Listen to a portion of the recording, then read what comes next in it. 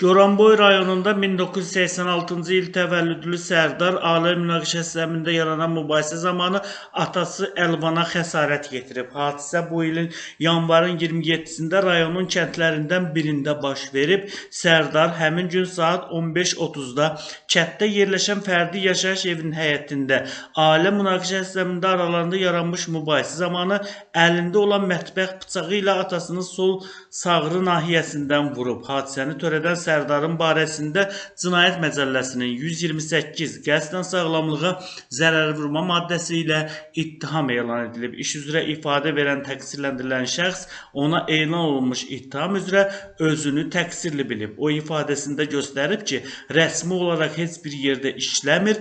Zərər çəkmiş şəxs onun atasıdır. Goranboy rayonunun kəndində fərdi yaşayış evində birlikdə yaşayırıq. Aramızda ədavət və düşmənçilik olmayıb. Təxminən 2024-cü ilin iyun ayında həyat yoldaşım Əfsanə heç bir səbəb olmadan azyaşlı uşaqlarımı da götürərək evdən getdi.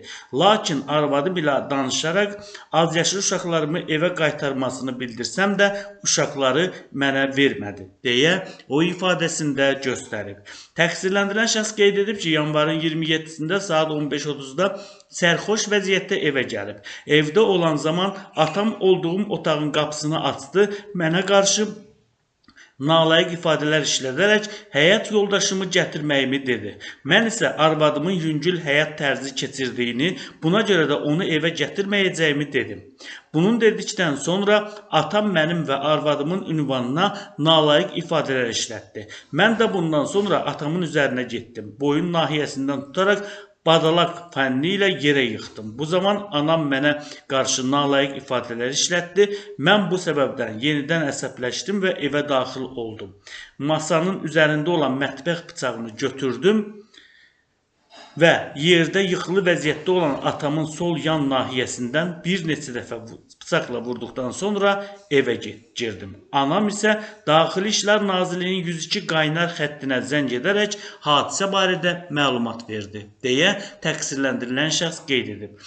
İş üzrə zərər çəkmiş Əlvanın sözlərinə görə oğlu Sərdar mütəmadi olaraq ispirtli içki içib, yaşadıkları evdə heç bir səbəb olmadan mübahisə yaradır.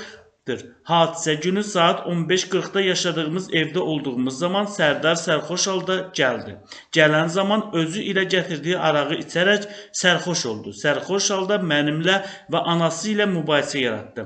Ona yenə arvad almağımızı tələb etdi. Oğluma dedim ki, aldığın ailələrə baxa bilirsən ki, yenə də sənə arvad alaq. Bu sözlərdən sonra Sərdar əsəbləşdi, mənimlə mübahisə etməyə başladı.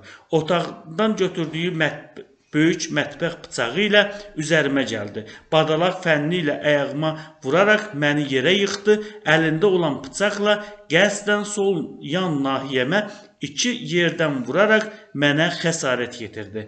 Bu zaman arvadım araya girdi, oğlumu məndən aralayaraq polis çağırdı, deyə zərər çəkmiş şəxs qeyd edib.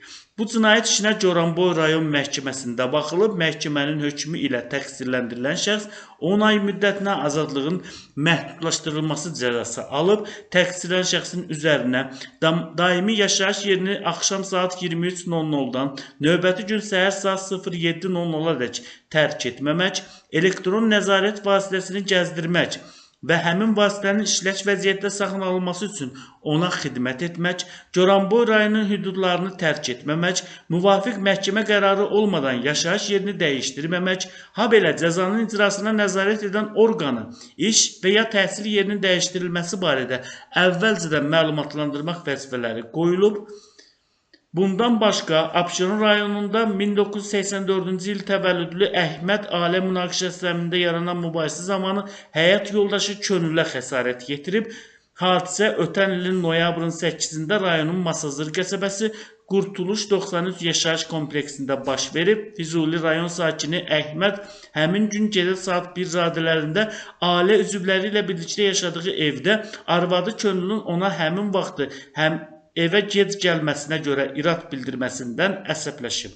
Aralarında ailə-daxili münasibətlər zəminində yaranan narazılıq üstünə mübahisə edib. Həmin mübahisə əsnasında zərərçəkmiş şəxsin üzərinə hücum edib, əl, yumruq zərbələri ilə onun bədəninin müxtəlif nahiyələrinə, təpik və ayaq zərbələri isə ayaq nahiyələrinə ardıcıl zərbələr vurub. Hadisəni törədən Əhmədin barəsində Cinayət Məcəlləsinin 127.1-ci zərərçəkmiş şəxsin həyatı üçün təhlükəli olmayan və bu məcəllənin 126-cı maddəsində nəzərdə tutulan nəticələrə səbəb olmayan, lakin sağlamlığın uzun müddət pozulmasına səbəb olmuş və ya ümumi əmək qabiliyyətinin 1/3 hissəsindən az olmaqla əhəmiyyətli dərəcədə itirilməsi ilə nəticələnən qəsdən sağlamlığa az ağır zərər vurma maddəsi ilə ittiham elan edilib. İş üzrə ifadə verən təqsirləndirilən şəxs ona elan olunmuş ittiham üzrə özünü təqsirli bilməyib. O ifadəsində göstərib ki, zərərçəkmiş şəxs ilə 2021-ci ildə ailə həyatı qurub və birgə nikahdan bir övladları var.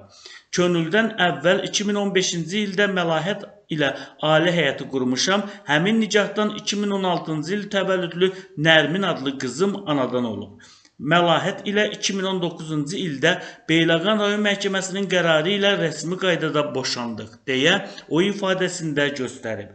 Təqsirləndirilən şəxs qeyd edib ki, ikinci evliliyi olan könül ilə əvvəllər münasibətləri yaxşı olsa da, son zamanlar aralarında onun evə gec gəlməsi üstündə sözlə mübahisələri olub. Noyabrın 8-də gecə saat 1 radələrində yaşadığım evə gəldim. Həmin vaxt arvadım evə gec gəldiyim üçün mənə sözlə irad bildirdi. Onun bu iradından əsəbləşdim. Əllərimlə onun sağ əlindən tutaraq özümə tərəf çəkdim. Sonra əlim ilə onun qolundan və təpiklə ayaqlarından vurdum. Elə həmin zaman vaxt könül yerə yıxıldı. Bundan sonra otaqdan getdim. Bir neçə dəqiqə sonra sakitləşərək evə qayıtdım, deyə o ifadəsində göstərib.